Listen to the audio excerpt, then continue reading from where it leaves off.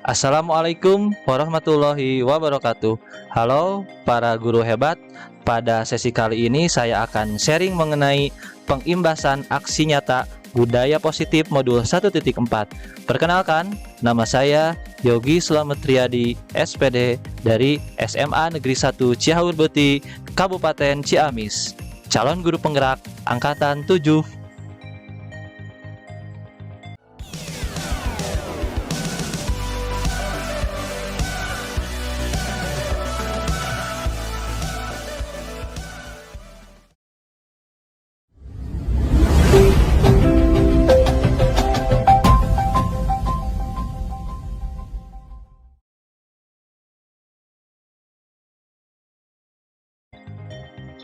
Saya akan perkenalkan fasilitator Bapak Neno Hendrayatno SPD MPD dan pengajar praktik Bapak Wawan Setiawan SPD.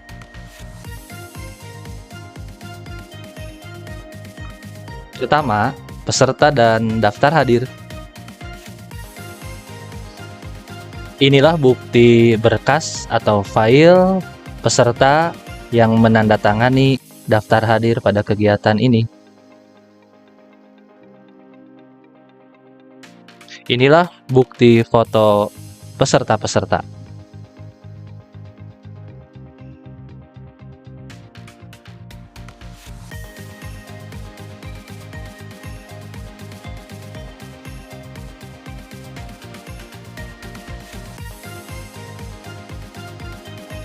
Para peserta hadir dan datang menuju tempat kegiatan.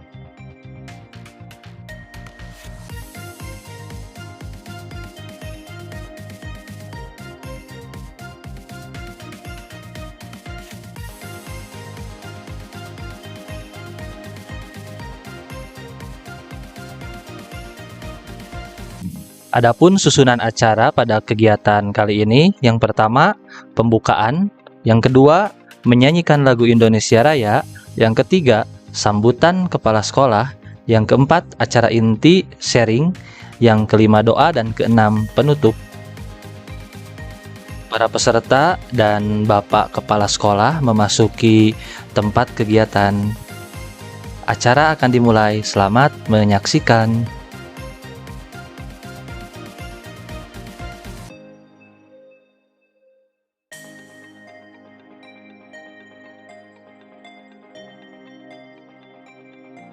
Assalamualaikum warahmatullahi wabarakatuh. Waalaikumsalam warahmatullahi wabarakatuh. Alhamdulillahirabbil alamin. Assalatu wassalamu ala asrofil anbiya wal mursalin wa ala alihi wa sahbihi ajmain. Pertama-tama dan yang utama, mari kita panjatkan puja dan puji syukur kita kehadirat Allah Subhanahu wa taala.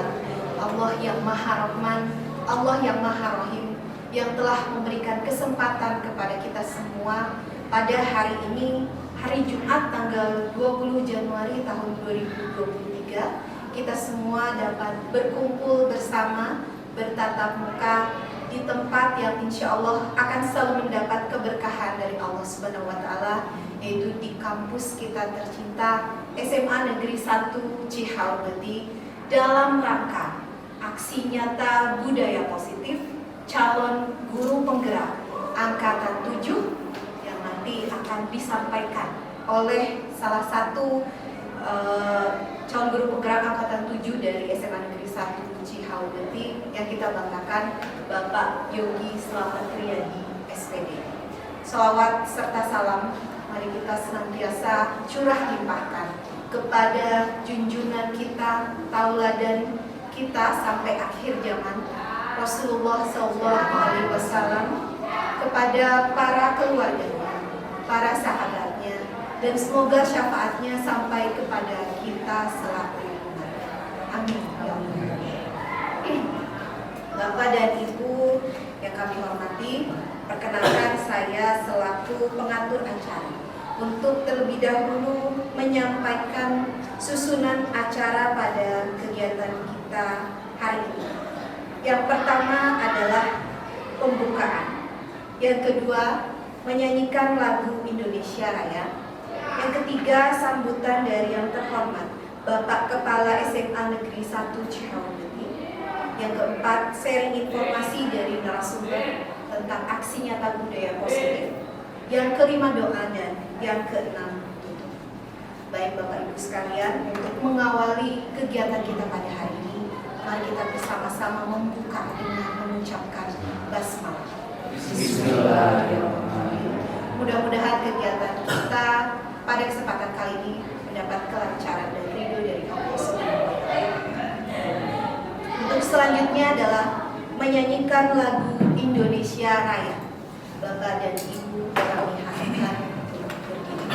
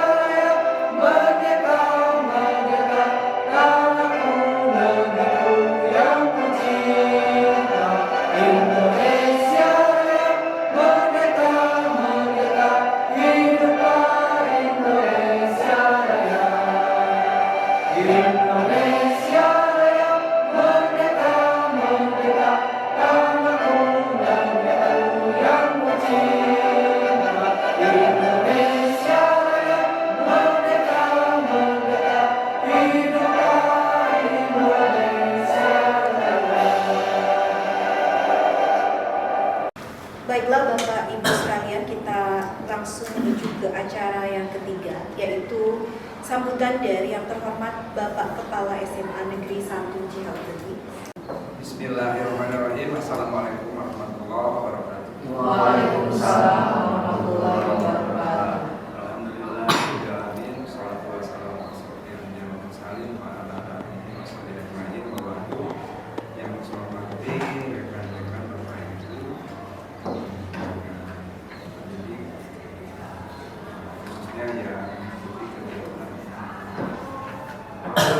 sosialisasi sosialisasi untuk pengimbasan terkait dengan masalah PGP program guru penggerak yang saat ini sedang dibincangkan oleh pemerintah oleh Kementerian kepada di mana Muhammad Sallallahu alaihi wasallam. kepada para keluarganya, para sahabatnya dan juga sampai kepada rekan-rekan yang saya hormati, saya selaku penanggung jawab selaku kepala sekolah di Satuan Pendidikan beserta mungkin yang lebih baik untuk kegiatan yang dilaksanakan pada hari ini, hari Jumat tanggal 20 Januari 2023, yang diinisiasi barangkali oleh salah satu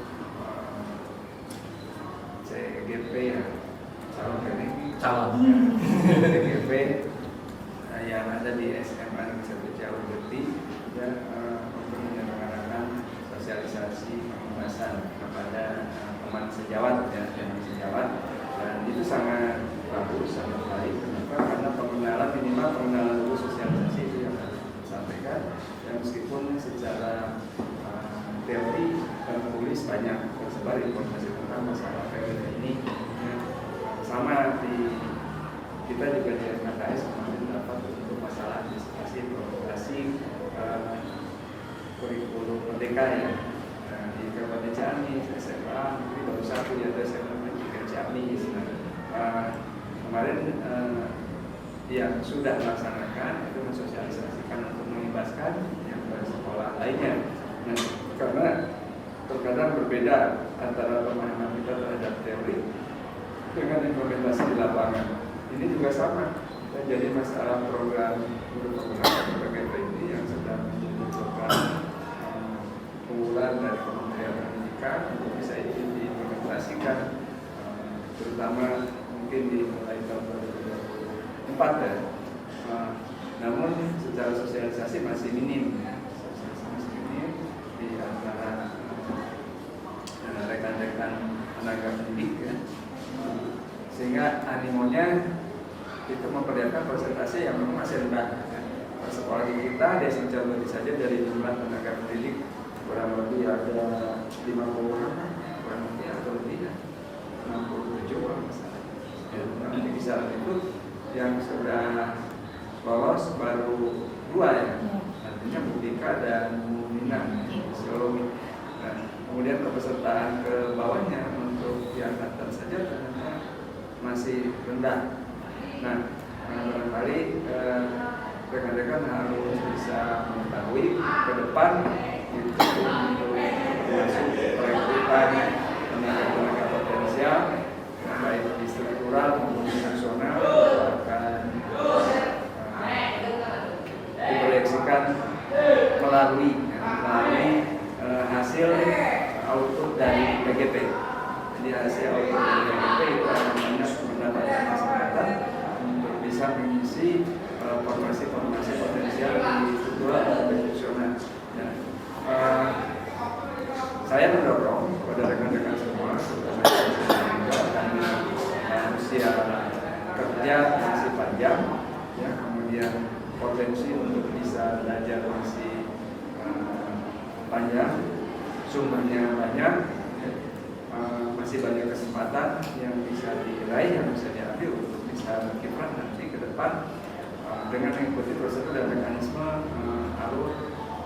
Salah satunya melalui rekrutan melalui PGP ya, program ini. Nah, saya harapkan kalau nanti ada kesempatan tadi untuk bisa mendaftarkan diri, silakan selagi persyaratan mekanisme prosedur ditempuh, silakan untuk bisa mendaftar sebanyak-banyaknya.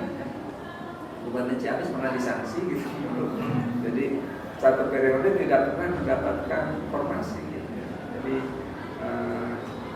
nah, kalau orang yang potensinya tidak mendaftar, tidak mau gitu, itu sayang. Justru pula sampai gitu. Jadi jangan sampai nanti yang mendaftar itu hanya tanah syarat gitu. Justru orang yang potensialnya tidak mendaftarkan diri. Nah, yang diharapkan adalah tenaga pendidik kependidikan potensial bisa melalui mekanisme dan prosedur diklat, salah satunya adalah melalui program itu bisa memberikan pengalaman yang baik, yang bagus untuk bisa mendukung keberhasilan lembaga pendidikan di mana mereka bekerja. Jadi intinya adalah dalam rangka meningkatkan kualitas pendidikan yang diberikan kesempatan untuk didiklat, untuk diberikan workshop, diberikan pemahaman yang banyak adalah tenaga pendidik dan pendidikannya. Artinya sumber daya manusianya terlebih dahulu yang harus dilakukan mendapatkan informasi dan pengetahuan, pemahaman tentang apa yang akan dilaksanakan, apa yang akan ditempuh, peluang apa yang akan dibutuhkan untuk ke depan. Jadi SDM dulu yang harus mendapatkan kesempatan untuk bisa dilatih, salah satunya melalui PGP. Mudah-mudahan dengan program yang sekarang salah satunya dilaksanakan melalui sosialisasi bisa berefek baik, bisa berimbas positif kepada teman sejawat yang pada akhirnya bisa meningkatkan kualitas pendidikan di satu pendidikan di Indonesia.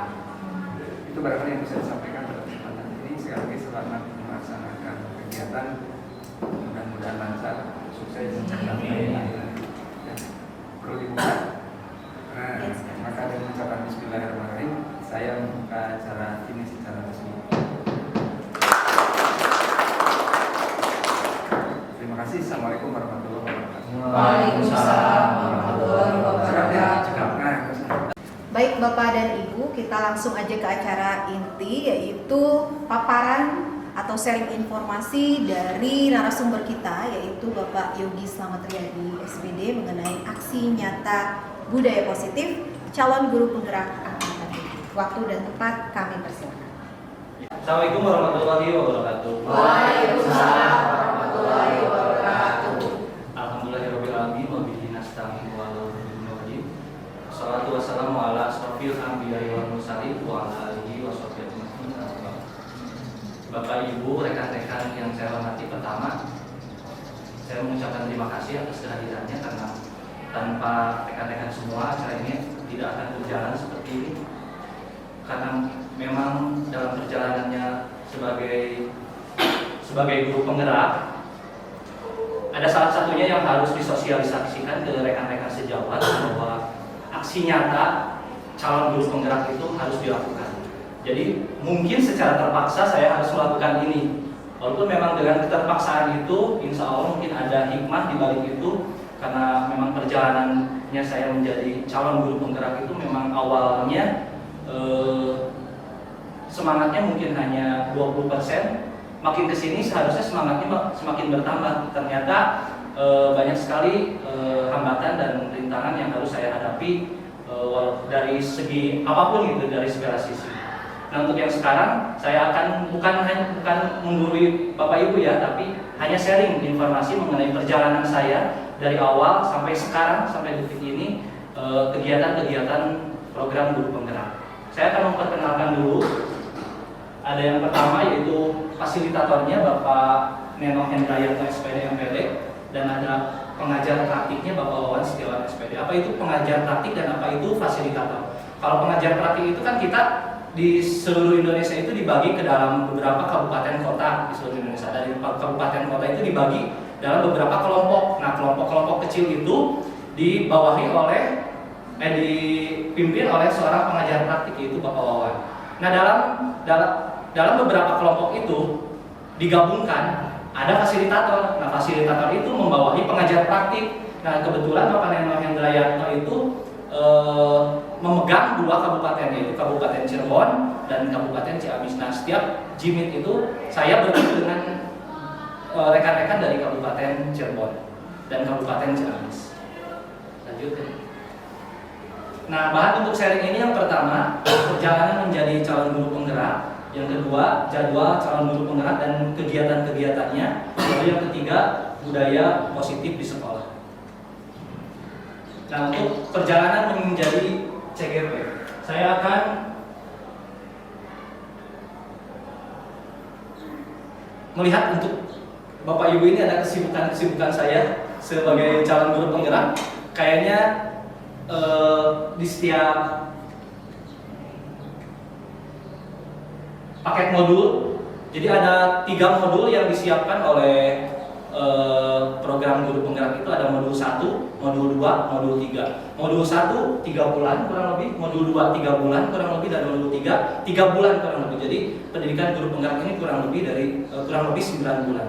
Nah, untuk tahap yang pertama sudah di tahun 2022 itu dari bulan Oktober sampai bulan Desember. Ini kegiatan-kegiatannya.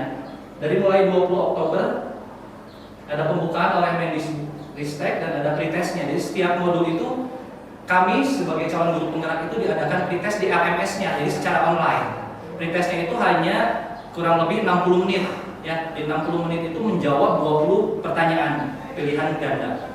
Lalu ada lokakarya orientasi. Setiap modul itu nanti ada lokakarya berkumpul di salah satu tempat, Kabupaten Ciamis, dari mulai RA, TK, SD, SMP, SMA, SMK. Nah, kebetulan kemarin itu lokakarya orientasi, lokakarya 1, tempatnya di SMPN 1 Cijenting Ciamis. Nah, lalu di sini ada mulai dari diri sendiri, ada eksplorasi konsep, ada ruang kolaborasi, semuanya itu tugas. Jadi setiap hari itu ada tugas. Lihat tanggalnya 20, 21, 22, 24, 25. Setiap hari. Jadi memanage waktunya itu dengan mengajar, dengan di sekolah itu memang menurut saya yang malas itu berat gitu. Karena memang perjalanannya menjadi CGP awalnya saya kan Satminkalnya bukan di SMA 1 Cihurguti, dari SMK sama dengan Pak Diki dari SMK Guru Muda Pangembangan. Memang waktu daftar itu di SMK itu kesibukannya alhamdulillah banyak. Jadi mengikuti CGP itu awalnya itu memang semangat karena sudah sibuk, uang sibuk gede gitu.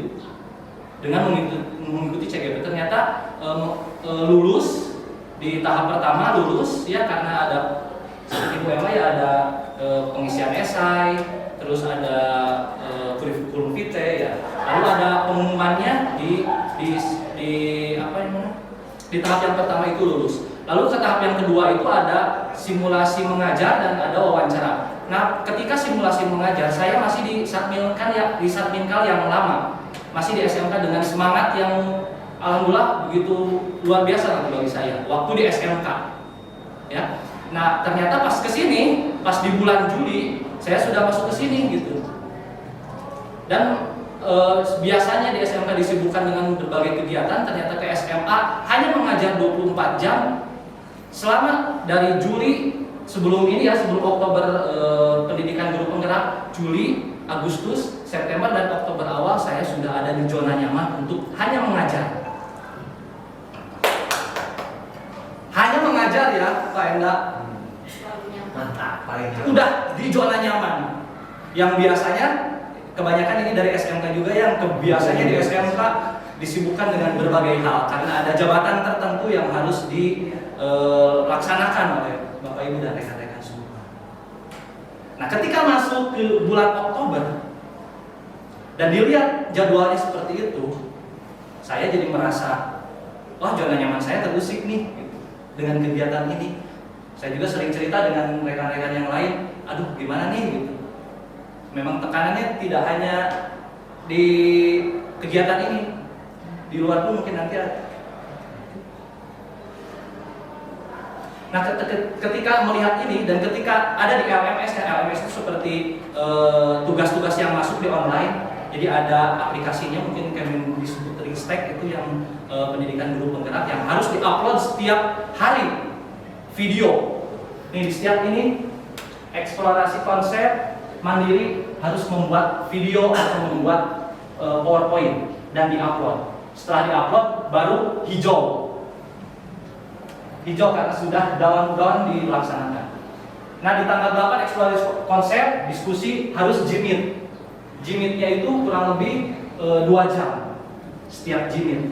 Tapi Jimit itu setiap bab itu hanya 6 sampai 9 kali. Hanya 6 sampai 9 kali. Tapi tugasnya per mata sub modul ini harus dikumpulkan setiap hari, ada due date-nya. Nah, jadi melihat jadwal ini semangatnya jadi berkurang karena masuk ke SMA ini nyantai saja gitu. Hanya mengajar ke kelas sudah gitu ya, ke kelas sudah, pas ini ada kegiatan ini ya sudah gitu. Jadi down gitu, jadi cerita ke Bu Emma pun, aduh gimana ini bisa tidak melaksanakan ini gitu, ternyata nggak bisa maksimal gitu. Sampai sekarang pun saya merasa tidak maksimal untuk melaksanakan kegiatan-kegiatan di CGP ini karena memang dengan hambatan-hambatan yang dilalui.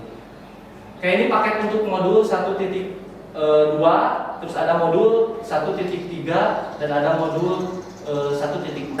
Jadi berakhir di bulan Desember tanggal 23 kemarin. Nah, di bulan Januari ini rehat dulu, istirahat karena harus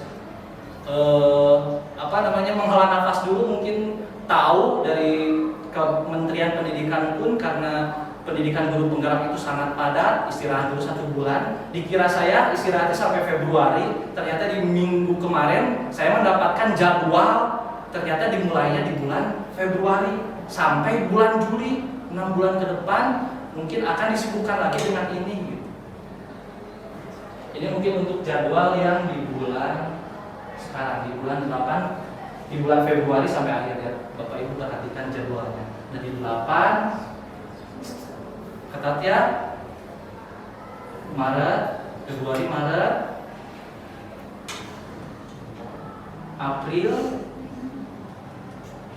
Mei, sampai bulan puasa pun nanti saya bergelut dengan pembuatan video pembelajaran, PowerPoint dan lain sebagainya. Tapi alhamdulillah dilihat di lebaran libur ternyata WFH. Libur dulu 2 minggu, tapi karena libur 2 minggu jadi makin lama. Dikira tidak ya, jadi makin lama ke bawah sampai bulan Juli. Mudah-mudahan lulus sampai akhirnya menjadi guru penggerak angkatan 7. Mudah-mudahan dengan berbagai ini. Nanti mungkin pas tanggal 11 pun ada lokakarya orientasi kedua, lalu nanti ada pendampingan, ada pengajar praktik yang kesini gitu. Jadi saya juga alhamdulillah terbantu oleh rekan-rekan semua untuk mengerjakan semua tugas-tugas yang harus dilakukan. Saya sharing mungkin dengan Bapak Ibu yang diperlukan memang sekarang ini zaman sekarang ini dokumentasi, file-file yang harus diupload ke sini. Nah di sini pun setiap tugas yang masuk, baik PowerPoint, baik video, baik apapun dinilai oleh fasilitator. Dan persenan kita sudah berapa yang sudah disetorkan di LMS itu ada. Nah sekarang saya sudah menuju 37%, berarti ada 63% lagi tugas yang belum masuk di modul 2 dan di modul 3.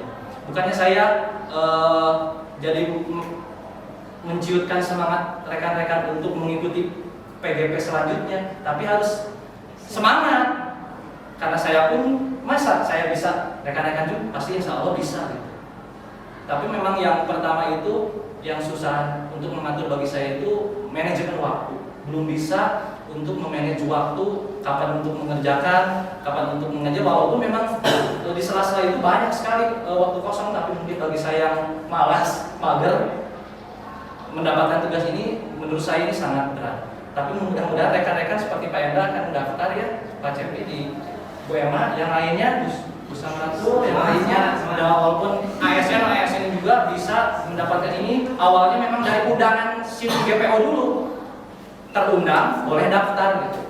Lalu seleksi tahap 1 dan seleksi tahap 2. Ini mungkin kegiatan-kegiatan saya untuk 6 bulan ke depan. Jadi sok sibuk mungkin ya.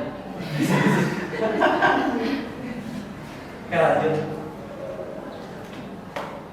Nah ini kemarin ya, dari mulai rekrutmen tanggal 8 sampai 13 Maret 2022 ada panggilan dari SIM GPO-nya masing-masing. Kalau dibuka kan ada Anda terpilih menjadi kandidat calon guru penggerak angkatan berapa gitu. Lalu kalau kita menyetujui boleh diklik setuju, kalau yang abaikan bisa. Tapi mudah-mudahan itu kesempatan tidak datang 2 kali. Bagi yang rekan-rekan terundang, ayo bergabung bersama kami di Guru Penggerak, siap untuk meningkatkan kualitas diri. Intinya itu, meningkatkan kualitas diri. Ya, karena mungkin belajar itu harus sepanjang hayat gitu. Walaupun memang nanti perjalanannya akan melalui seperti saya, tapi mudah-mudahan rekan-rekan akan lebih baik dari saya untuk Guru Penggerak. Nah untuk 14 Maret sampai 15 April itu ada seleksi tahap 1 dari mulai registrasi, pengisian biodata, pengisian esai, dan unggah dokumen yang sudah dialami oleh Ibu Emma. Pengisian esainya seperti apa ya Bu Emma? Ada 5 esai yang harus diisi, itu kurang lebih harus 500 karakter, 200 karakter per esai itu. 1000 karakter. Ibu Sam juga di tahap pertama udah gagal. Ya mungkin bisa daftar lagi di tahap berikutnya. Bisa ada temannya saya juga sama. Kalau misalkan sekarang udah program PPG, nah kalau yang PPG kemungkinan besar katanya langsung di ujian akhir. Oh, gitu. Karena sudah melewati itu. Udah hampir sama antara PPG dengan Guru Penggerak itu, LMS-nya itu di materi-materinya hampir sama. Daftar saja Bu Sam enak, tinggal nanti mengikuti mungkin hal yang belum dilakukan gitu di PPG. So Bapak Ibu juga ada yang sudah terpanggil. Di apa? Di tahap apa? Ya, tahap esai.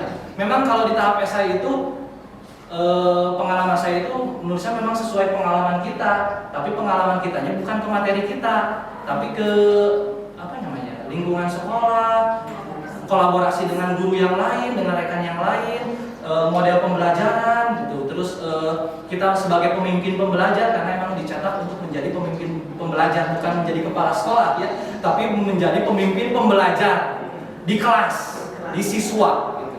Bonusnya mungkin bisa menjadi kepala sekolah bagi yang mau itu juga ya, untuk menjadi kepala sekolah. Pak Endah, Pak ini siap.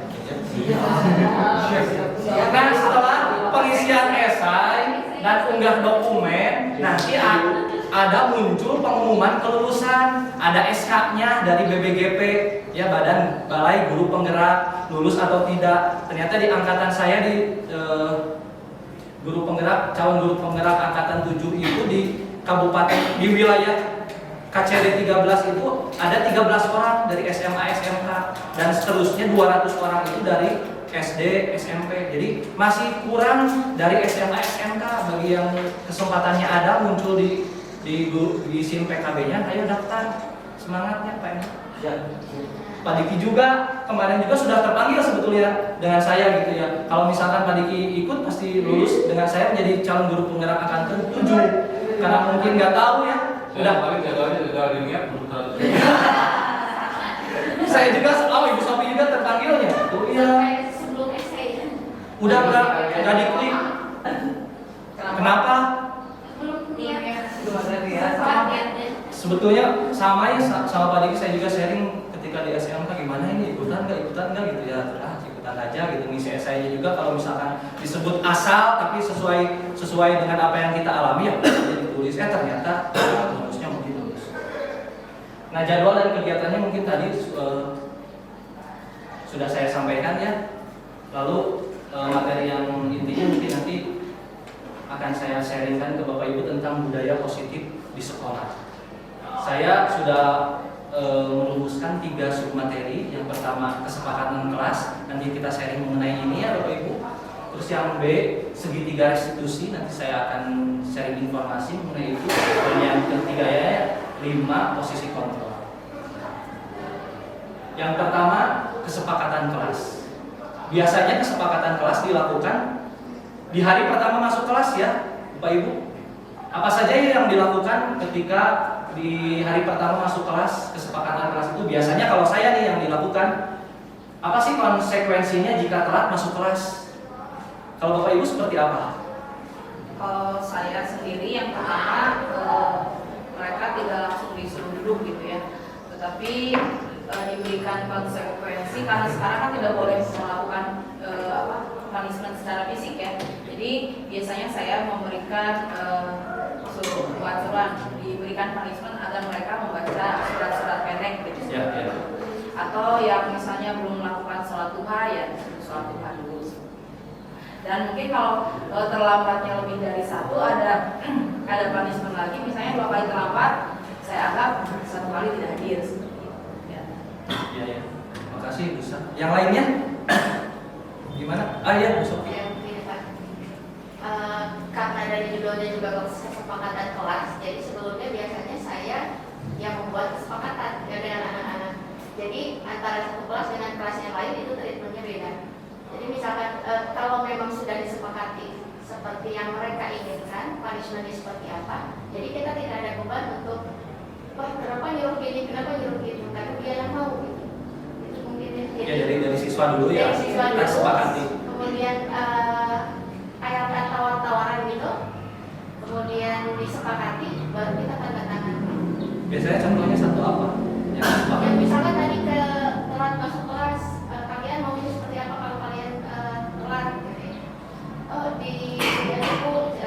Dikasih nyanyi, misalnya dia harus nyanyi depan gitu. Kalau memang semuanya setuju ya sudah gitu. Kita tanda tangan kesepakatan. Iya. Itu mungkin. Ya, makasih. Yang lainnya? Ya. Nah, kalau saya mah sesuai sama pelajaran, kalau yang telat masuk kelas itu awalnya itu ditawarkan dulu gimana kalau nanti yang telat menyebutkan nama-nama sastrawan di rumah-rumah Ya.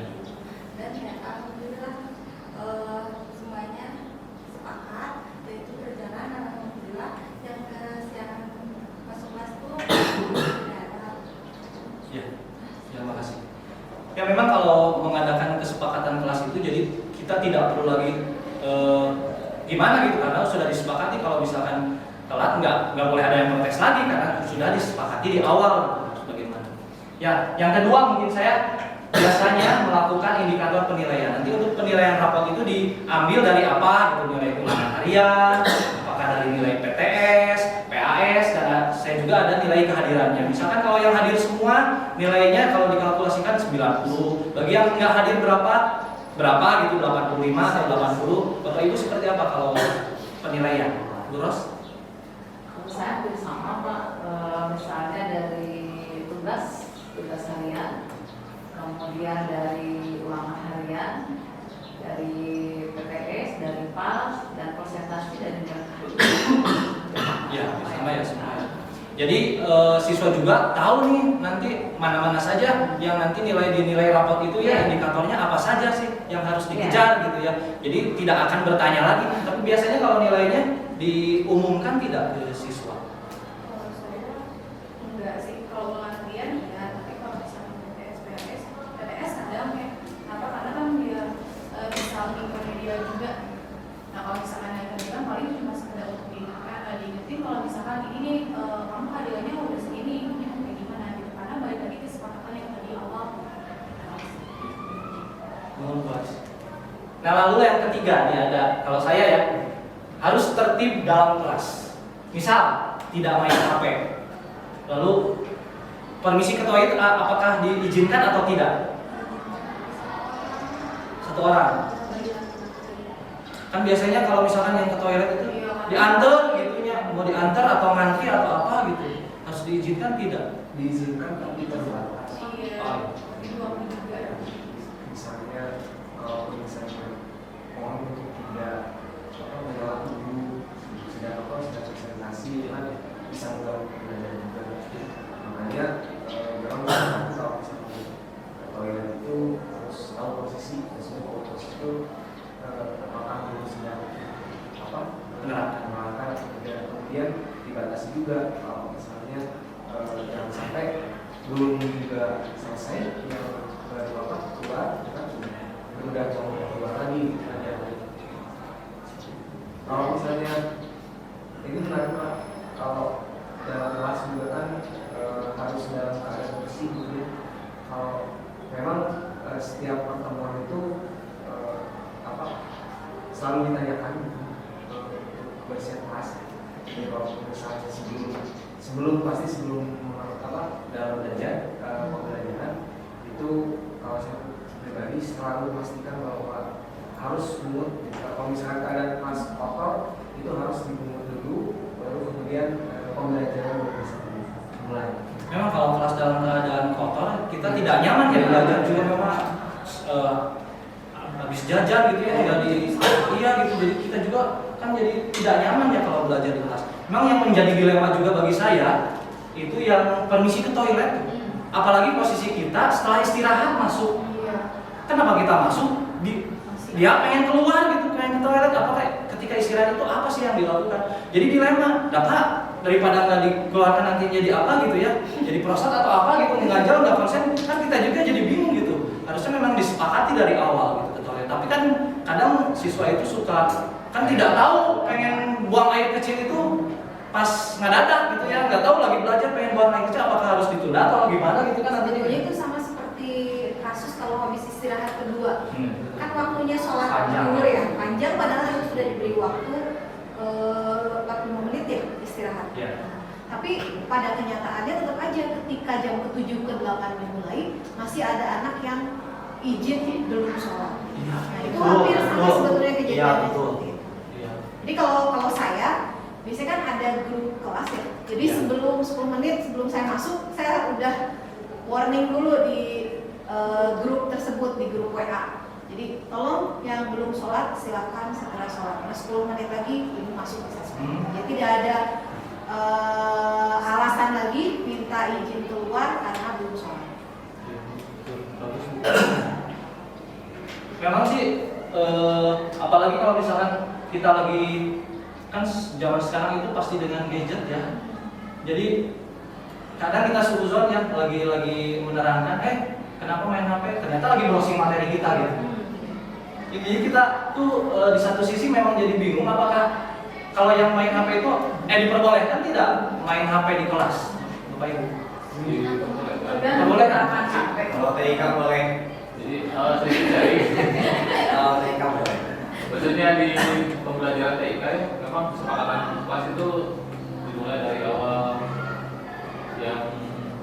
masuk kelas, nah, seperti yang kita bicarakan tadi tentang masalahnya di toilet, alhamdulillah selama pembelajaran TIK belum pernah ada yang gigi ke toilet.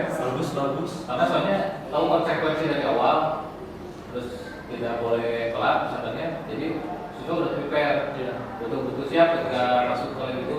Terus dalam hal tata tertib di kelas, ketika masuk toilet, karena di sana kan ada alat komputer segala macam, jadi betul-betul harus menjaga kebersihan, kemudian mereka harus tanggung jawab dengan perangkatnya sendiri. Jadi setiap habis pelajaran, kursinya dirapikan, sampahnya dan segala macam, tidak boleh bawa makanan, minuman ke kelas. Jadi betul-betul di awal kita kesepakatannya harus saklek gitu. Jadi ketika pembelajaran udah gak usah jelasin lagi harus gimana, udah jadi kebiasaan aja. Jadi habit gitu ya. Tapi sebenarnya gini ya Pak, untuk membuat satu semua orang kan kita juga perlu lihat dulu dari sistem di sekolah itu sendiri. Kalau saya sebenarnya ketika anak telat, kesepakatannya telat misalnya 30 menit, ya udah anak belum masuk untuk pelajaran tapi di absen saya sekarang. Tapi ada juga yang protes seperti itu karena ya balik lagi. Tapi sudah disepakati di awal. Jadi kalau misalkan 30 menit, ya udah boleh kamu ikuti pembelajaran tapi di absen. Dan ya alhamdulillah, tapi memang di sini perlu ada dukungan juga sih dari sekolah gitu. Jadi harus satu suara sebenarnya. Jadi satu suara antara guru sama sistem di sekolah ini. Atau misalnya lagi nih di siswa berpakaian rapi. Nah di sini kan masih banyak ya. Masih banyak kalau dilihat gitu, pakai jaket, baju kedalaman. Sekarang kita misalnya di kelas ada anak, dia coba rapikan terus sudah di luar kembali lagi. Karena apa? Dari awalnya, dari sekolahnya di sini disuruh memang harus dari sekolahnya dulu. Harus seperti apa? Atau misalnya yang telat ya. Sebenarnya kalau saklek pihak sekolah tidak akan ada yang telat. Ya, kalau misalnya ada kesepakatan, misalnya ya udah ya tunggu aja di gerbang atau di luar kan seperti rata-rata kalau di sekolah yang lain kan seperti itu. Makanya anak agak takut juga, masih ketika saya kesini agak heran juga. Karena ya itu dari kesepakatan dari sekolah juga. Iya memang itu boros sih jadi dilema bagi kita. Tapi memang kalau misalkan berpikirnya memang harus luas seperti itu, kita mulai dulu aja dari diri sendiri gitu ya, mengubahnya. Memang kalau sudah di lingkungan kelas kita sudah melaksanakan kesepakatan kelas, pasti luar jadi berbeda lagi gitu. Memang jadi nanti pas masuk tuh gitu lagi ya, terulang. Jadi si anak misalkan rapi, gara-gara boros, pelajaran boros gitu. Ya jadi melihat borosnya jadi rapi, melihat saya jadi tidak rapi gitu ya. Emang harus semuanya sama gitu perlakuannya gitu. Jadi siswa itu tidak memilih guru mana nih gitu. Kadang juga memang ada siswa yang memilih ketika pelajaran ini masuk, ketika pelajaran yang ini tidak gitu ya. Ada juga yang seperti itu. Terus memang ada habitnya yang ditelat-telatkan masuk ke kelas gitu ya. Memang saya juga jadi banyak masukan dari rekan-rekan semua memang untuk membuat kesepakatan kelas itu penting. Tapi bagi saya kemarin itu memang masih lemah untuk membuat kesepakatan kelas gitu. Masih ada siswa yang pas pelajaran saya bolak-balik ke toilet, terus ada masih yang pegang HP. Mungkin dengan saran-saran dari rekan-rekan semua, mungkin kesepakatan kelas yang saya nanti dimulai lagi akan dirubah lagi mungkin seperti apa, karena memang dampak positifnya ternyata banyak gitu. Seperti itu kesepakatan kelas. Ada lagi? Kalau di sini mungkin maaf ya Gi. Kalau di sini rata-rata anak tidur kan. Iya, betul. Iya. Yang belum ada solusi. Iya, betul. Tapi memang banyak juga, ada beberapa juga yang saya mengajar tidur tapi alasannya itu memang kerja di waktu malam harinya gitu. Kan jadi dilema juga bagi kita tuh harus gimana gitu ya menanggapi siswa yang seperti itu, membantu orang tuanya gitu. Memang sudah tidak dibantu biayanya oleh orang tua, dianya bekerja sendiri pas bisanya waktu malam atau setelah pulang sekolah. Jadi kan kita jadi dilemanya gitu. Kalau saya gini Pak, ada kan anak juga macam-macam ya. Ada yang antusias dalam pelajaran ada yang tidak gitu kan. Saya pernah mencoba karena melihat fenomena seperti yang disampaikan Ros, ada siswa yang tidur pada saat kita menjelaskan materi atau apa, itu juga pernah ngalamin. Nah, saya pernah mencoba itu melakukan, istilahnya saya sholat maraton. Jadi sholat maraton itu soal latihan yang dilakukan secara maraton. Jadi soalnya banyak, cepat-cepat gitu ya. Kayaknya bagi siswa itu mata pelajaran yang bukan mungkin lagi sih ya, tidak diminati. Apalagi di jurusan IPS. Apalagi di jurusan IPS. Kalau MIPA kan matematik IPA, IPS kan bukan MIPS. Ya kan? Apalagi itu tantangan bagi saya mungkin dengan Bu Erma mengajar di matematika di IPS itu luar biasa. Bukannya mengecilkan Ibu Sam juga di MIPA, apalagi kalau di MIPA kan persaingannya yang bertanya yang ini makin banyak. Kalau kita mah di bukan ini mah udah kompetensi anaknya. Kalau kita mah Jadi di awal itu kita harus cari cara mencuri perhatian ya Pak ya? Iya, Mencuri perhatian mereka biar mau belajar matematika. gitu. Karena udah dipandang begitu mau masuk jam Mindsetnya udah ini. matematika. Kayak gimana? Udah dianggap susah. Jangan salah Pak Yudi. Saya kan ajar 12 kelas di sini. Saya tanya ke anak, ketika saya kasih biasa ada tugas dan sebagainya. Bu, PPKN teh hese, lebih hese mana sama matematika? PPKN. di mana itu kan di MIPA? Sadaya. Mama boleh cek. Dari kelas 11 boleh cek. Bu, ternyata PPKN itu susah ya. Bu Ros, jangan terlena dengan perkataan anak. Setiap anaknya mana yang lebih susah? Ternyata matematika. Beda-beda, Bu Ros. Bener. Tidak Jadi sebenarnya anak punya minat masing-masing. Iya. Jadi yang minat fisika mungkin dia bisa fisika dan susah di PPKN. Iya, betul.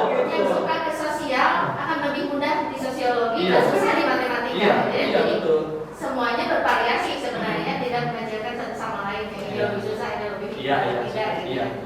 Dan yang saya rasa, saya juga termasuk anak yang dulunya kurang suka matematika, kemudian tersesat di matematika, di jalan yang salah, ada yang benar, karena masuk ke TIK gitu ya. Ternyata TIK saya emang basicnya Matematika lebih susah programnya. Sekarang solusinya gimana? Kalau saya mengajar matematika itu kan dulu asumsinya, kok kenapa harus dipelajari? Ya itu terlalu abstrak gitu ya. TI juga seperti itu, IT terlalu abstrak, sehingga solusinya saya gimana? Lebih mendekatkan ke pendekatan konseptual. Ya, semuanya dianalogikan. Misalkan ada pembelajaran tentang firewall, saya analogikan dengan portal misalnya. Ada pembelajaran tentang apa, saya analogikan dengan ini. Jadi anak diterjunkan langsung secara nyata, kemudian nanti di akhir pembelajaran baru kaitkan dengan materi yang memang abstrak tadi. Jadi apa yang tadi mereka abstrak gitu ya, kemudian setelah mengalami terjun real, pada akhirnya jadi bisa, oh ini maksudnya, jadi seperti itu. Lebih bisa Mungkin membayangkan. lebih bisa membayangkan Iya, gitu iya. ya. Mungkin matematika juga harus lebih kontekstual ya Pak, supaya udah cocok jadi guru penggerak. Udah cocok, memang udah perannya inovatif, kolaboratif itu masuk semuanya. Jadi selain dituntut untuk inovatif terus, kita juga harus dituntut untuk pintar menganalogikan. Iya, dimisalkannya. bisa Iya. Ya begitu ya, jadi peran-peran guru penggerak sudah ada sebetulnya di setiap diri Cuma hati. niatnya. iya dan mengalahkan kemalasan gitu kan. Iya betul, itu malesnya luar biasa. Tapi kalau tugas ini kayak yang berat, tapi kalau sudah dijalankan, oh gini, tapi saking banyaknya gitu ya, jadi gitu ya. Tapi enggak lah, mudah-mudahan bisa. Walaupun memang semangatnya makin kesini makin banyak gitu, makin sedikit gitu ya. Tapi memang harus dijalani karena ini udah program. Saya sudah anjlok tos basah gitu ya, tos wes adalah ngojaina gaya batu gitu ya. Jadi ke bawah gitu ya, anjlok gitu. Mendalam. Laksanakan yang penting berjuang hijau gitu ya, hijau. Walaupun memang dengan maksimal saya mengerjakan itu. Ada lagi mengenai kesepakatan kelas nih. Pak itu cukup ya, ini materi udah. Jadi kalau masalah guru penggerak sebenarnya saya masih terbentur dengan prinsip saya pribadi tadi ya. Apa? Karena kalau melihat Dewa ini kan tadi padat ya. Panjang kali. Jadi kalau saya itu prinsipnya jadi pekerjaan seberat apapun kalau tidak dikerjakan akan terasa ringan. Betul ya. Benar. Ayo aku anjur deh yuk lebih Ayo gabung di rumah. Bapak ya kan? Iya, sebenarnya. Coba lagi. Hah? Oh gitu. Oh iya ada salah satu lagi. Tapi terpanggil nggak di sini GPO-nya atau belum? Hati saya belum terpanggil. Dipanggil di GPO tapi hatinya belum terpanggil. Ya. Berbagi saya kembali. Ya, seru ya. Ini baru kesepakatan kelas nih masih ada 2 materi lagi ini harus kita sharing ya. Ya. Yang kedua, segitiga restitusi. Apa itu segitiga restitusi? Sebetulnya ini juga mudah sih dilaksanakan tapi sudah ya sudah dilaksanakan pasti nih. Tapi istilahnya kok ini gitu nih. Segitiga restitusi. Segitiga restitusi adalah proses menciptakan kondisi bagi murid untuk memperbaiki kesalahannya sehingga karakter mereka lebih kuat ketika kembali pada kelompoknya atau pada kelasnya. Segitiga restitusi itu dilakukan 3 tahap. Yang pertama, menstabilkan identitas. Yang kedua, validasi tindakan salah. Yang ketiga, menanyakan keyakinan. Ini seperti apa nih? Misalnya contohnya, kita lagi mengajar, ada siswa yang tidur di kelas. Langkah pertama kita apa? Ke siswa tersebut menegur, terus Kalau saya disuruh cuci muka, terus pundaknya. menepak pundaknya. Rumah damai gitu. Ya, terus apa lagi? Memberikan tepuk tangan pada dia. Kenapa? Supaya apa? Supaya bangun. Bukan supaya bangun, karena kalau diejek oleh kita, mungkin dia sakit hati. Kalau diejek oleh temannya, dia tidak akan sakit hati. Jadi harus sama temannya. harus ditanya alasannya juga Pak kenapa dia tidur. Karena Kenapa dia takutnya tidur? kita punya asumsi belum di cross check ke dia, asumsi kita salah. Jadi harus ada klarifikasi dari si anak. Kenapa dia tidur? Nah, klarifikasi itu yang dinamakan dengan menstabilkan identitas UMKM. Calon guru belakang. Sebetulnya gitu. Aku biasa di luar. Betul, tapi kita kadang menegur siswa di depan teman-temannya. Harusnya menegur itu ya dipanggil biar tidak tersinggung tadi ketersinggungan. Memang konsep di segitiga restitusi itu sebetulnya harus bicara 4 mata. Iya. Ya. Tidak menegur langsung, tapi kita kadang kan sok nah ini ya gitu. Harusnya kan kalau dipanggil mungkin takutnya dipanggil jadi yang lainnya takut ngobrol atau apa, tapi kalau misalkan ada yang tidur, kita misalkan tegur dulu, nanti setelah misalkan pembelajaran kita selesai boleh dipanggil. Kalau misalkan itu terjadi berulang-ulang ke siswa itu, nah menstabilkan dulu identitasnya seperti tadi, bertanya kenapa, ada apa gitu ya. Kita tuh bertanya dulu, takutnya kan tidur itu dengan alasan yang kita tidak diduga gitu. Ternyata bukan kan kita kan kayaknya main gamenya malamnya atau begadang ya, kita udah sudah seperti itu. Harus ditanyakan dulu kenapa gitu. Betul ya, bisa saja kan kerja di malam hari membantu orang tuanya, untuk dia juga untuk kehidupannya dia karena tidak dibantu orang tuanya, kan bisa saja. Itu namanya dengan menstabilkan identitas. Ya kayak ini ya Pak Yop, ada di 11 4 ya. Ada ya. Oh iya. Tapi sekarang memang setelah didekati kan, Ya. saya didekati dia jawab ngobrol memang jadi semangat juga gitu. Tuh sudah sebetulnya segitiga restitusi itu dilaksanakan Jadi terus itu. 11 4 anak yang mulia. Iya. Ada satu anak yang special edition apa di kelas 10 IPS 2 Di mana? itu saking makin dekatnya aku selalu menjawab. Kenapa?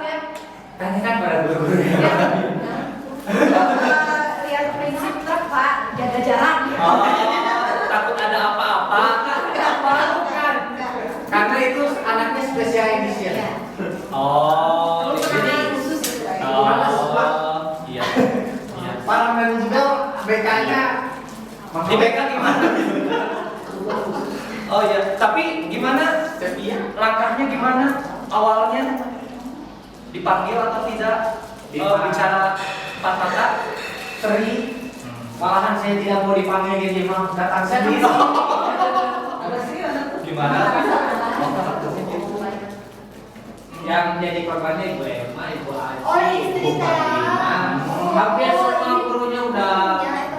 Tunggu ini juga. Oh iya. Jadi kami telah memaklumi apa yang dia lakukan. Spesial edition. Tapi itu juga Pak, lingkungan kelas juga perlu. Jadi kita tidak bisa hanya mengukur si anak yang spesial itu. Yang kelas juga harus dikondisikan supaya bisa menerima si anak spesial itu. Karena bukan berarti bahwa yang anak spesial ini yang salah. Maksudnya tuh bukan dia yang 100% aneh gitu. Takutnya lingkungannya mempengaruhi. Ya memang lingkungan terbentuk responnya seperti itu karena awalnya si anaknya bersikap seperti itu. Tapi ibaratnya gini, kalau tawar menawar Pak, kalau tawar menawar jual beli, penjual kan nurunin harga dikit, pembeli nawar kayak naikin dia gitu, sampai akhirnya ketemu titik kesetimbangan kan, kesepakatan mereka. Nah mungkin ya walaupun belum berhasil hingga detik ini ya Pak ya, si kelas perlu dikondisikan supaya bisa lebih menerima si anak spesial. Si anak spesial juga perlu dikasih apa ya, nasihat atau pengkondisian supaya dia tidak terlalu mencolok di lingkungannya gitu, supaya nanti bisa lebih membaur lagi. Nah, yang dilakukan itu, yang saya lakukan itu ke anak-anak yang banyak. Yang penting kamu menerimanya dan tidak memprotes apa yang dia lakukan, supaya tidak ada benturan langsung dengan anak tersebut. Jadi maklumnya lah etama erek kumaha ogena. Tapi kadang-kadang penggorokan abdi sebagai guru wali kelasnya, kalau keseringan yang tidak nyata, kadang-kadang dia mah halusinasi ya. Contohnya, Pak, kemarin 2 kali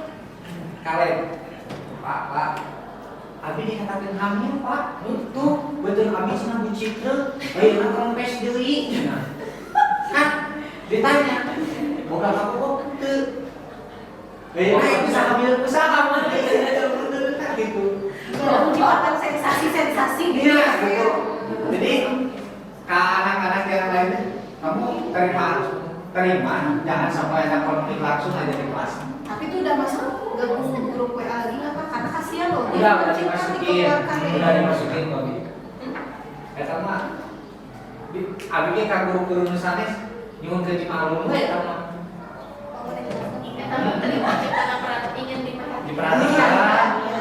Ingin diperhatikan.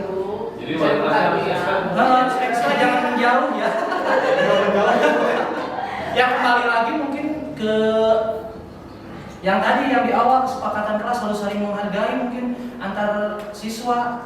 Pernah konflik langsung. Eta konflik langsungnya bukan dengan teman yang jauh, tapi jeung lain jeung dulur kene gitu. Tapi ketika dipanggil, eta teh itu teh kan dulur kamu, tapi mana dapat cara kalahkan ngengera abi. Kalau orang tuanya gimana di rumah? Udah dipanggil di rumah minta Komisi enggak. Orang tuanya itu tidak apa-apa, sebenarnya tidak apa-apa. Si anak teh pernah dia ngobrol kebutuhan anak teh biaya, mereka luar misalkan biaya. Tapi dicek pada saat kemarin, dicek lagi pada saat pemberian rapor, ibu gimana? Katanya ke kita, abi terus ngajurung berangkali lagi supaya terus tetap sekolah. Gitu. Jadi gak masalah ya. Jadi anak-anaknya itu menjadikan masalah yang tidak jadi masalah gitu. Berarti kalau Ingin anaknya diperhatikan. lebih kupali kelas gitu. Ya, kelas Ya, jadi itu. Ya memang tahapan segitiga restitusi itu memang harus dilakukan. Pertama misalkan ada siswa yang seperti itu kita panggil, kita lewati dulu aja tahapan-tahapan segitiga restitusi. Nanti kalau hasilnya bagaimana, yang penting kita udah melakukan sesuai prosedur, Pak Endang. Nah emang kembali lagi ke siswanya gitu, mau berubah atau tidak gitu. Yang penting usaha kita, usaha Pak Endang sebagai wali kelas mungkinnya sudah melewati itu, udah manggil, udah apa, udah memvisit gitu sudah. Terakhir karena saya merasa menyerah pada anak itu, saya berikan kepada Bu Astri. Dan Bu Astri juga hanya senyum-senyum menjawab. Tapi kan Tapi lo mau? nate siswa nate bukan dibully sama pengalaman juga yang dibully kelasan sebelum belajar dari sini kan dari anak teh ada yang ke rumah ya gitu. Nah terus ketika ke rumah teh tahu namanya siapa, terus saya cari tahu ke temen yang lain. Ternyata di kelas itu deh dia sekelas sama pemulinya waktu SMP, sok disuruh jajan, terus uangnya dari dia. Nah terus kan sekelas, nah kan posisinya yang kelas siswa yang lain belum tahu. Nah terus saya dekat sama temen cowok juga, saya satu jadi berlima. Nah tuh abis ditinggali ternyata si budak kita teh yang menjadi raja di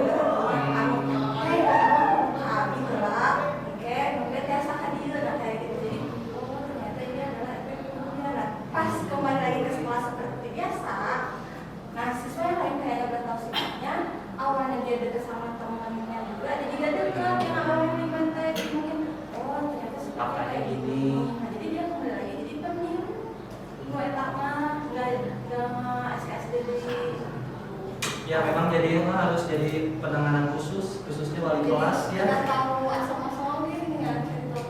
Anu sok ngambil di SMP nanti sih panggil. Oh gimana? Udah kalau tawarannya anu katanya udah ngobrolan.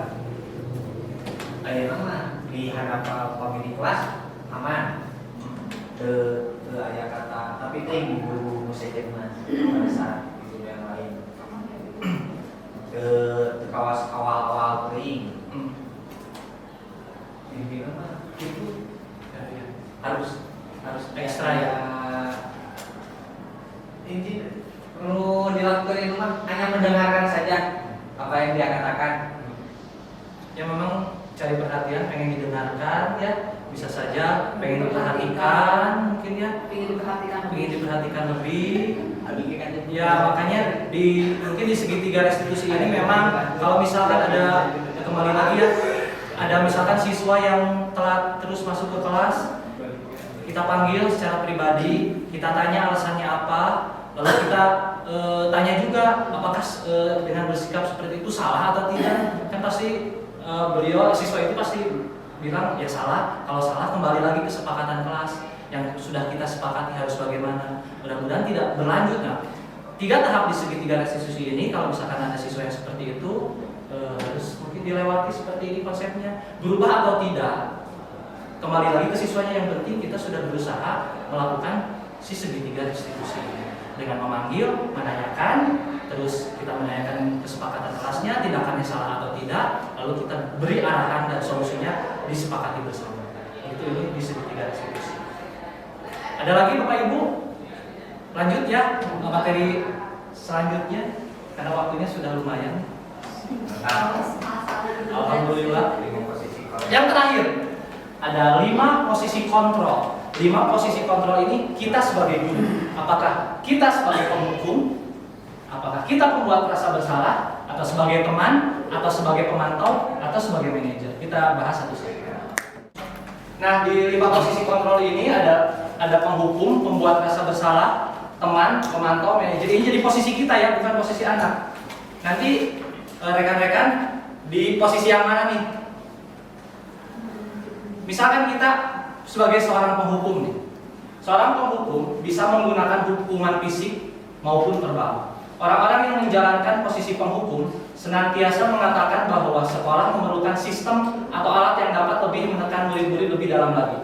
Guru-guru yang menerapkan posisi penghukum akan berkata, patuhi aturan saya, atau awas, kamu selalu saja salah, selalu yang terakhir selesai. Pernah kita mengatakan gitu? Saya pernah. Allah sendiri ya. Saya pernah. Tadi yang terakhir teh yaudah tuh kumahayu gitu kan, dengan bahasa seperti itu ya. Tapi lebih santai bahasanya. Santai. Maksudnya penghukum itu bukan negatif. 5 posisi kontrol ini semuanya menjadi positif. Ya. Hanya Saja posisinya kita di mana, tapi mana nanti yang terbaik mungkin dari 5 posisi kontrol ini.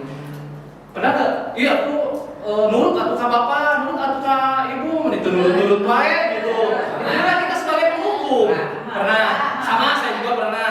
Awas, lamun basuh deui. Gitu. Itu kan karena secara dibawa KPK. Tapi sampai jadi diganti nah, berarti kita udah kayak manggut. kalimatnya jadi Kalimatnya berubah, jadi aktif, Aduh, jadi bahasa asik. Indonesia Jadi secara bahasa besar. Kalau bahasa Sunda bukan bahasa Oh, iya. Orang memanipulatif kalimat gitu. Terus jadi mungkin lebih mudah diterima. Asal jangan Iya, lebih enak. Hasil mantap. Nah gitu, jadi posisi penghukum dengan kata-kata seperti itu. Oh, saya juga pernah seperti itu. Tadi aduh ayo mungkin mau selesai, ayo wae, terakhir wae gitu kan ya. Memang walaupun dengan bukan ada, gitu enggak. Dengan hal itu pun kita posisinya sebagai penghukum. Kalian masih pernah ya? Pernah kalau saya, yang lainnya? Sering. Ya pernah ya, seperti itu. Tapi tidak mungkin tidak dengan push up gitu, pernah nggak? Kalau keliling, pernah, push up pernah. Kalau dia sering. Iya. Awal saya jadi guru kayak gitu. Sama. Saya juga pernah gebrak meja 1 kali. Kalau di SMK iya. Ya. Dari SMK wajar. SMK iya. Berarti semua pernah ya, pernah sebagai posisi. Tapi nanti dominannya kita kemana? Yang kita ulas satu-satu ya. Oke. Yang kedua, membuat rasa bersalah. Pada posisi ini biasanya guru akan bersuara lebih lembut. Kata-kata yang keluar dengan lembut akan seperti Bapak sangat kecewa sekali dengan kamu, atau berapa kali ya Bapak harus memberitahu kamu, atau gimana coba kalau orang tua kamu berbuat salah begini, aku tinggalin sepuh, tinggalin sepuh gitu.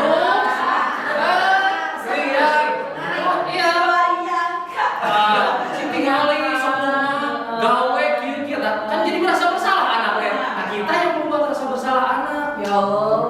Tapi kadang ada yang nggak mempan Pak, kayak kebal gitu. Selalu digituin. Artinya kebal. Ya nanti dengan yang cara yang lain nih posisi kontrolnya. Tapi Bapak Ibu seperti itu pernah? Lebih dominan mana, penghukum atau membuat rasa bersalah? Terus penghukumnya gagal ya. Tapi pernah gitu, nggak selalu. Iya pernah aja. Nanti kita yang dominan yang mana nih nanti? Ya. Tergantung anaknya ya. Memang suka tergantung anaknya. Kayak Pak, posisi kita jadi penghukum, kayak jadi merasa bersalah, beda-beda. Situasional. Atau nih ciri khas pembuat merasa bersalah adalah nada suara memelas kitanya ya. Nada kita teh halus, sedih gitu nah.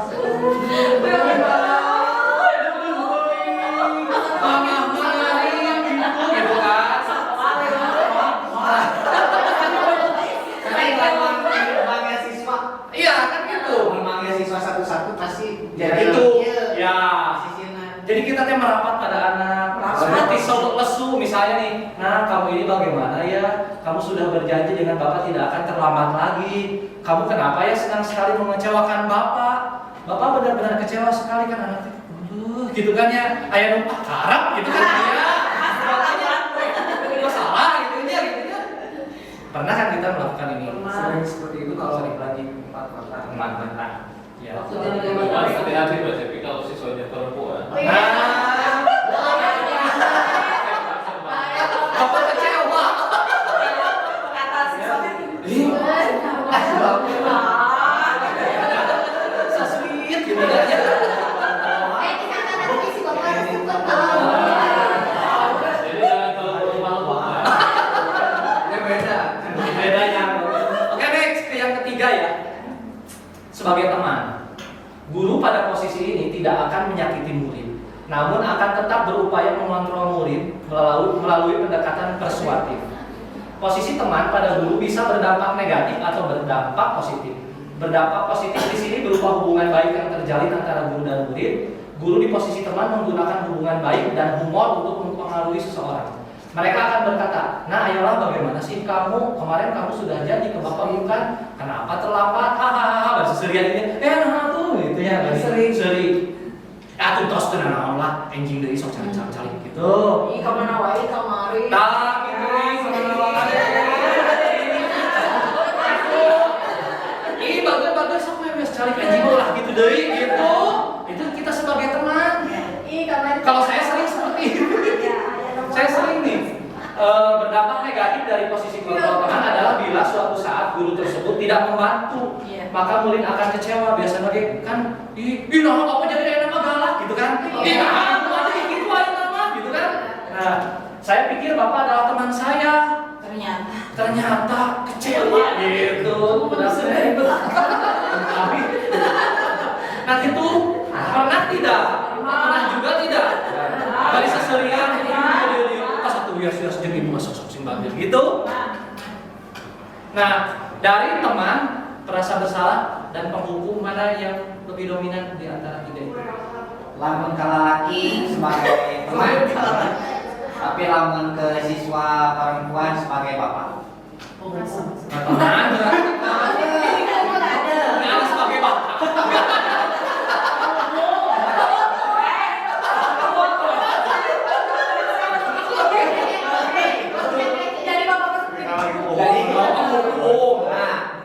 Lamun ke anak-anak yang di PS2 dia tadi enak barudakna kada bisa diatur lalakina di seperti teman we kawas eta tidak banyak eta tapi sok aya yang harus dilakukan kalian wajib melakukan yang mau kamu lakukan itu baik silakan lakukan. Nah, lamun ka perempuan mah posisi aguna sok lalu pikirkan dulu gitu. Jadi sebagai pengatur. Kenapa beda perlakuan? Beda perlakuannya anak-anak IPS itu wih luar biasa Alami bu. Lamun baru kan di jauhan sebagai pengukuran, sebagai penghukum, dia akan menjauhi kita. Kalau jatuhnya Tidak akan mendengar Pak. Tapi lamun sebagai teman, mereka akan nyaman. Jadi pas di omongan apapun masuk. betul sama. Tapi lamun untuk perempuan selalu dikontrol, diatur. Sama Pak Enda kayak saya gitu. Sama. Kalau saya itu satu orang bisa terkadang posisinya bisa menjadi teman, tapi juga bisa menjadi guru ya, tergantung situasinya gitu. Kalau misalnya mereka melakukan pelanggaran, ya kita bicara secara misalnya kesiangan, kenapa kamu kesiangan gitu ya, terus alasannya apa kesiangan gitu. Restitusi dulu ya. Nah ya, jadi si bahasa kan langsung apa gitu setelah kan kalau saya misalnya pas masuk silakan tunggu dulu berdiri kan kita pasti kalau menuju menjelaskan apa silakan tunggu dulu, nah setelah itu baru dipanggil yang kesiangan baru ngobrol. Jadi ngobrolnya sih secara biasa atau misalnya kalau lagi mereka mengerjakan tugas sambil berkeliling pasti kasamber oh ya orang yang melakukan pelanggaran tadi kunaon seperti ini misalnya kenapa kamu mengantuk atau misalnya kenapa kamu misalnya pakai yang ini atau tidak mencatat atau segala macam. Jadi ngobrol seperti biasa. Ada yang menggunakan kutek ya, kutek yang mencolok atau cetengan yang kutek kan kutek yang mencolok. Ibu udah beli handphone tapi cetek tidak boleh yang mencolok dan bukan mau fashion. So sekarang misalnya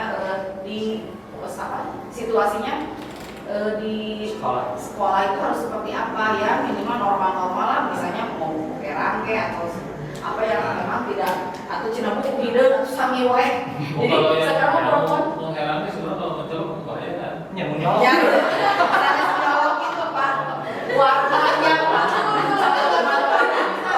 Jangan membuat saya emosi Pak. Tolong berbahasa Indonesia tengahnya saya. Jadi seperti berjalan gitu, tanpa harus karena kalau misalnya kadang kalau sebagai teman juga kadang ada anak yang memang tidak bisa memposisikan diri sampai kapan aja nggak nganggap tanpa lihat situasi ke kitanya tuh kayak tidak ada iya, jadi kayak ngelunjak bisa aja dibilang ngelunjak atau minimal kalau lagi KBM ya kita sebagai siswa dan guru saja gitu. Kalau di luar menyapa ya biasa. Ya berarti Busang juga tadi melaksanakan segitiga restitusi iya, lalu melaksanakan peran pun iya, harus jadi dulu berangnya. Ya. Tapi terus bergerak Pak? Iya, iya harus kan emang guru penggerak itu harus tergerak dulu hatinya, lalu bergerak dan menggerakkan. Gerak, kirain bergerak gitu. Ya sekarang kan saya lagi Saya menggerakkan. sedang menggerakkan Pak, saya sedang menggerakkan sesuatu yang Iya. sedang tidur.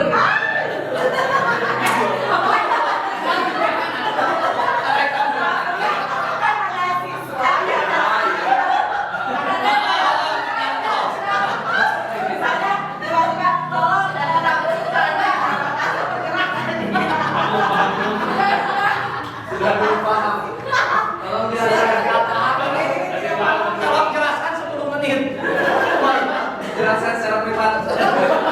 Ya bahkan itu ada anak siswa tidur gitu. Kadang pura-pura tidak tahu dia tidur. Tolong Rafli, ini apa ya maksudnya dia tiba-tiba Oh, jadi sengkar. gitu. Padahal kita marah enggak atau apa gitu.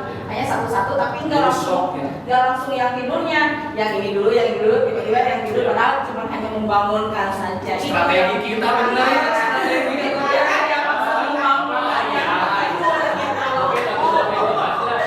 Lebih jelas kita tanya ke guru yang baru saja belajar menggerak.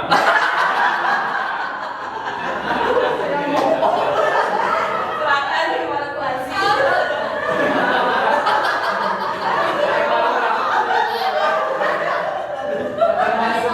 Bios kata toilet. Tolong Pak dikondisikan Ya, apanya. Lanjut ya Bapak Ibu sebagai teman. Next, sebagai pemantau. Ya, memantau berarti mengawasi. Pada saat kita mengawasi, kita bertanggung jawab atas perilaku orang-orang yang kita awasi. Posisi pemantau berdasarkan pada aturan-aturan dan konsekuensi. Dengan menggunakan sanksi atau konsekuensi, kita dapat memisahkan hubungan pribadi kita dengan murid. Sebagai seseorang yang menjalankan posisi pemantau, pertanyaan yang diajukan seorang pemantau seperti ini. Seorang pemantau sangat mengandalkan perhitungan, catatan, geus hadir seberapa kali. Nah, pemantau. Kamu alpanya ini udah 3 izinnya nih sebagai pemantau. Ina kamari tos telat, ayeuna telat deui pemantau. Jadi menggunakan catatan, data yang dapat digunakan sebagai bukti atas perilaku seseorang. Posisi ini akan menggunakan stiker, strip catatan atau daftar cek. Saya juga sering, pernah nih. Sering kalau saya Sering ya? Sering. Nilai ini belum masuk, kata Bu Roska, nilai ini belum masuk. Iya. Apa nih? Kemarin kesiangan. Ya, bisa. Sebagai kayak malaikat bukan akhirnya. Ini saya tanya Catat amal baik. sesuai fakta. Benar atau tidak? Tapi dengan data, jadi akurat. Kalau kita memang tidak dengan data, iya. Data bukti-bukti yang akurat dari mulai nilai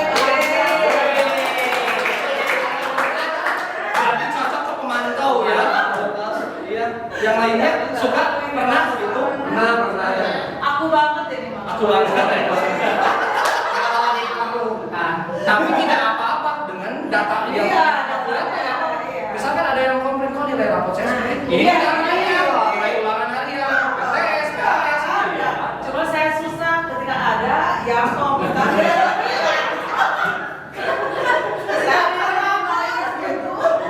iya. Saya paham maksudnya tadi. Ya, Pak. Tapi memang walaupun dengan mau komplain apapun siswa terhadap kita, kalau kita didukung dengan data yang lengkap, Iya. ini datanya kita juga sudah mengkatrol nilainya sangat banyak. Ini kalau mau lihat aslinya nih, gitu kan, kita sebagai pemantau. Aku banget. Oke. Iya. Jadi walaupun nanti bawa orang tuanya untuk misalkan menanyakan konfirmasi kita ya, kalau kita datanya lengkap ya pasti ngerti Iya. orang tua juga. Iya. Tapi selama ini tidak ada yang komplain kan misalnya Iya. siswa nilainya kok segini ya kalau Iya. kalau ada datanya masuk. Ini lihat konsekuensi logis dari penerapan posisi kontrol pemantau adalah murid memahami konsekuensi yang harus dijalankan karena telah melanggar salah satu peraturan sekolah atau tidak ikut ulangan, tidak ikut PTS, kehadiran seperti apa, konsekuensinya seperti itu. Tapi murid merasa oh iya, memang saya seperti itu, datanya sudah ada, buktinya sudah ada. Tuh, lanjut ya. Yang terakhir sebagai manajer, posisi di mana guru berbuat sesuatu bersama dengan murid, mempersilahkan murid mempertanggungjawabkan perilakunya, mendukung murid agar dapat menemukan solusi atau permasalahannya sendiri. Seorang manajer telah memiliki keterampilan di posisi teman maupun pemantau. Dan dengan demikian bisa jadi di waktu-waktu tertentu kembali kepada kedua posisi tersebut bila diperlukan. Seorang manajer akan berkata, apa yang kamu yakini? Kesepakatan kelas apa yang kita sudah sepakati? Lalu apakah kamu meyakininya? Apakah kamu sudah menjalaninya? Lalu jika kamu meyakininya, apakah kamu bersedia memperbaikinya? Jadi kita tanya, jika kamu memperbaiki ini, hal ini menunjukkan apa tentang dirimu, teruslah dikorek oleh kita. Nanti menemukan solusi bersama antara kita dengan siswa. Gitu. Jadi walaupun tadi bisa menjadi teman, bisa menjadi pemantau dengan data, tetap dengan data, dengan perlakuan kita yang halus. Gitu. Memang di guru penggerak ini yang harus digunakan itu posisinya itu sebagai manajer.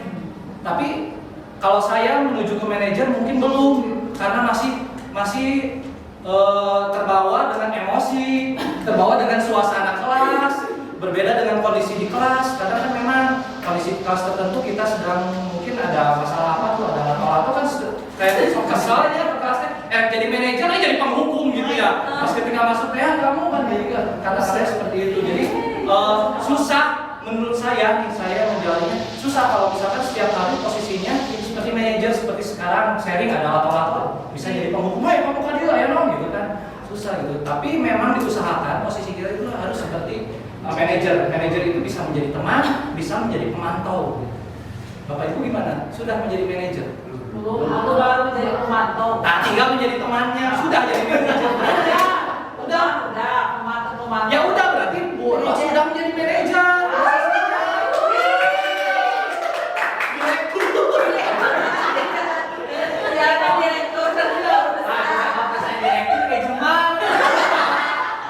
Berarti Bu Ros sudah menjadi guru penggerak. Dan memang dari kita, memang yang menjadi toladan bukan ke boros pagi-pagi tos pon. Penilaian ya benar harus, dan posisi kontrolnya pun sudah merasa iya kita sudah menjadi teman dan sudah menjadi pemantau. Apalagi memang dengan pemantau yang data-data itu harus yang lain gimana? Saya yakin ibu udah pasti dari grup penggerak. Ya. Saya yang ibu harus digerakkan.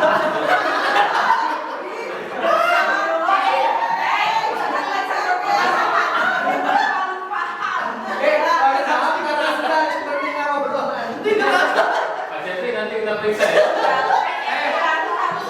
Di guru penggerak tidak ada digerakkan. Tergerak, bergerak, tidak ada digerakkan.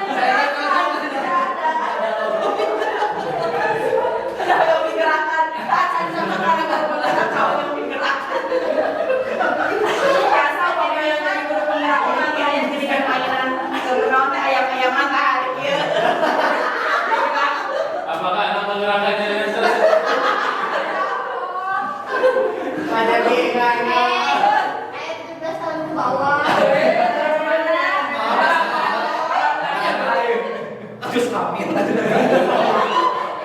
Bisa dari guru penggerak asalkan ada snack kan.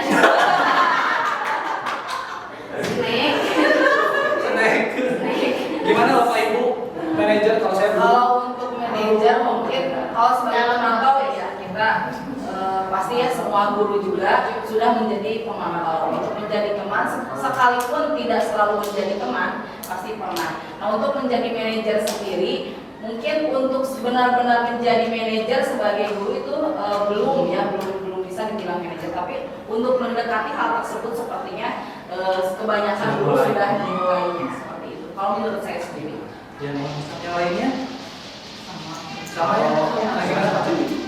Belum bisa menjadi seorang manajer, tapi kan kalau dilihat dari sana misalnya contoh merantau itu kan memang lebih ke mungkin rasa tanggung jawab si guru itu sendiri, gitu kan, tanggung jawab si guru itu sendiri, kemudian sebagai teman memang kadang bisa jadi teman, kadang mungkin mereka supaya kita sesuai dengan hati kita juga, gitu kan. Ada sesuatu hal yang memancing emosi, jadinya Karina badai berkarakter seperti ini jadi susah, jadi berbeda. Iya, ya memang betul. Saya juga mengalaminya itu. Memang setelah mempelajari ini sebagai manajer, memang jadi on off gitu. Ketika badai kieu pas ke kelasnya jadi beda gitu. Wah, berarti belum nih saya sebagai manajer itu belum, karena masih terbawa suasana hati. Sebetulnya harusnya profesional kalau mau menjadi manajer terus. Tapi kan kembali lagi kita sebagai manusia ya ada hal yang menyebabkan atau apa sedikit yang terganggu, walaupun gangguannya dari luar, tidak dari sini ya, dari keluarga kayak atau dari apa, dari anak, dari apa gitu. Apalagi anak sakit kan suka terbawa gitu ke kelas juga kondisi itu. Nah memang sebagai manajer mudah-mudahan bisa semuanya ke sana gitu, walaupun memang tadi sudah menuju ke sana, ke arah sana, walaupun on off gitu ya. Kadang sebagai pemantaunya sih memang sudah, walaupun dari di SMK juga kan sebelum juga dari awal juga sebelum tahu apa kan penilaian sudah bisa biasa, ngabsen siswa sudah biasa ya, ulangan harian dinilai sudah biasa gitu ya. Gitu mungkin Bapak Ibu. Materinya mungkin sudah selesai nih dari sini, dari awal sampai akhir.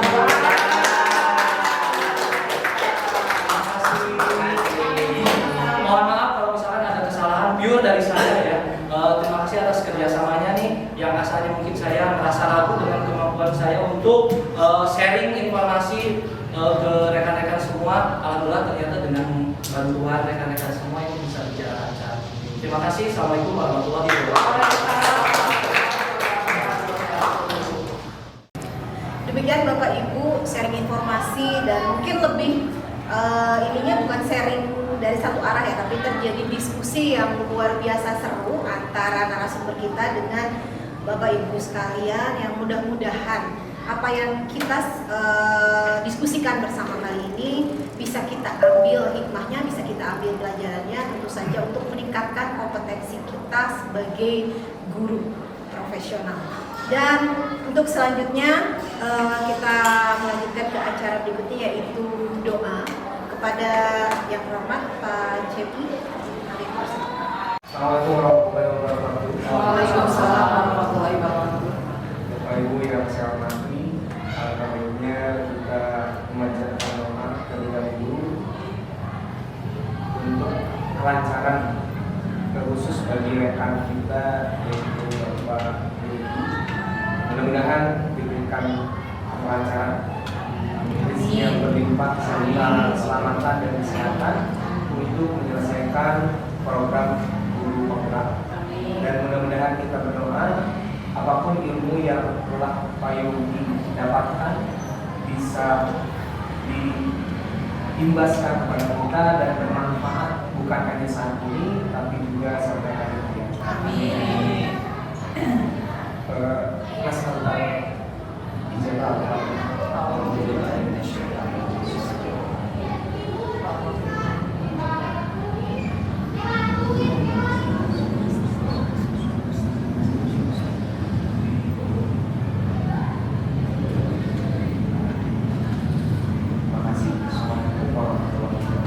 Waalaikumsalam warahmatullahi wabarakatuh. Bapak Ibu sekalian, demikian berakhir sudah kegiatan kita pada kesempatan kali ini. Maka kita tutup